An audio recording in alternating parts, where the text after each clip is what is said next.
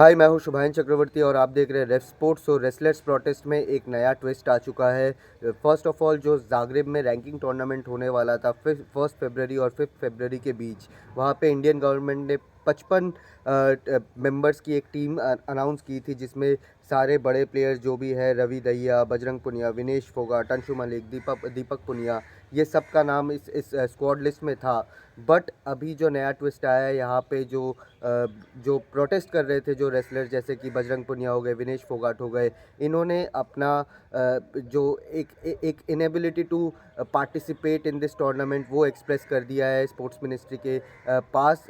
और अंशु मलिक ने इंजरी दिखाते हुए इस टूर्नामेंट से नाम पुल आउट कर दिया है। बाकी रेसलर्स ने बोला है कि वो इस टूर्नामेंट के लिए रेडी नहीं है। सो ये एक नंबर 1 पॉइंट। नंबर 2 पॉइंट, आज आईओए की जो स्पेशल इन्वेस्टिगेशन टीम थी, उन्होंने एक मीटिंग बुलाई थी ओलंपिक भवन में न्यू दिल्ली में। वहाँ पे सारे जो स्पेशल इन्वेस्टिगेशन टीम के मेंबर्स हैं वो भी रहने वाले थे। और साथ साथ उन्होंने सारे रेसलर्स को भी इनवाइट किया था कि आप लोग आइए, अपनी अपनी जो साइड ऑफ स्टोरी है वो हमें खुल के बताइए। बट जो लेटेस्ट खबर हमारे पास आ रही है, कोई भी रेसलर्स, जो भी बड़े रेसलर्स थे, विनेश फोगाट, साक्षी मलिक, बजरंग पुनिया, कोई भी उस मीटिंग में उन्होंने पार्टिसिपेट नहीं किया है। उन्होंने ऑलरेडी आईओए को बता दिया है। They have written to the IOA while expressing their inability to attend the meeting. और साथ ही साथ विनेश फोगाट ने एक लंबा मेल भी लिखा है आईओए को, स्पोर्ट्स मिनिस्ट्री को, बताते हुए कि उनके जो पॉइंटर्स है वो क्यों नहीं आ पा रहे, या क्या उनके साइड से दिक्कत है, वो उन्होंने एक्सप्रेस किया है स्पोर्ट्स मिनिस्ट्री को। सबसे पहले उन्होंने बताया है कि जो आईओए की जो एक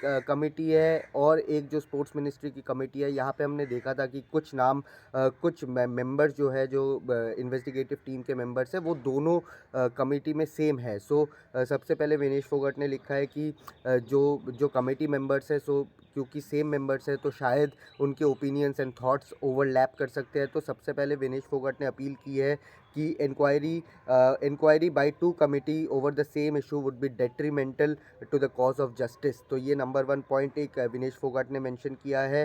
साथ साथ उन्होंने ये भी कहा है कि कोई एक मेंबर है, उन्होंने मीडिया में ऑलरेडी बता रखा है कि ये शायद फॉल्स एलिगेशंस है। तो एक बायसनेस उन्होंने वहाँ पे सेंस किया है विनेश फोगाट ने through one of the committee members. So एक नंबर 2 पॉइंट ये था उनका। और एक और पॉइंट उन्होंने, बहुत इंपॉर्टेंट पॉइंट इस मेल पे मेंशन किया है, कि जो ओवरसाइट कमेटी बनाई गई थी उसको रिकॉन्स्टिट्यूट किया जाए, उसको फिर से बनाया जाए।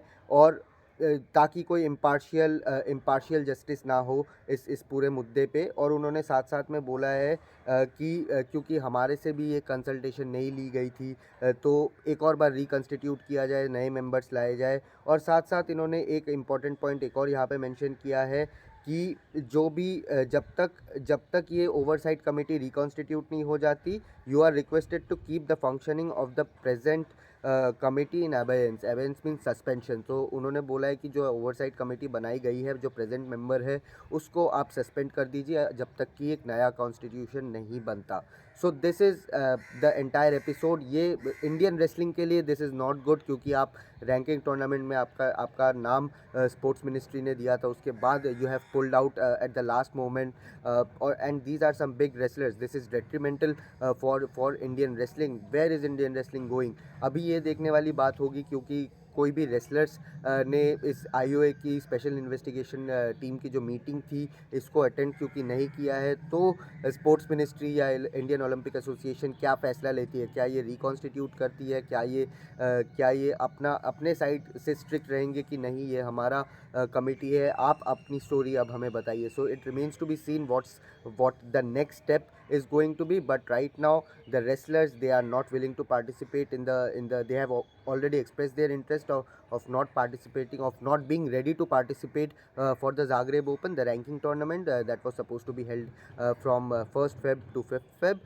And number 2 point, मैंने विनेश का लेटर आपको बताया कि she has asked the sports ministry to reconstitute the entire IOA, जो उनका जो oversight committee बना था. So it remains to be seen what the next step is going to be. But as I said, it is not looking good for Indian wrestling at the moment. Especially, it is a very important couple of years in in terms of international tournaments and Asian Games and Paris Olympics as well. But stay tuned to Ref Sports, because we are here to give you all the updates relating to wrestlers protest and other major stories around the sporting world. Thank you for watching.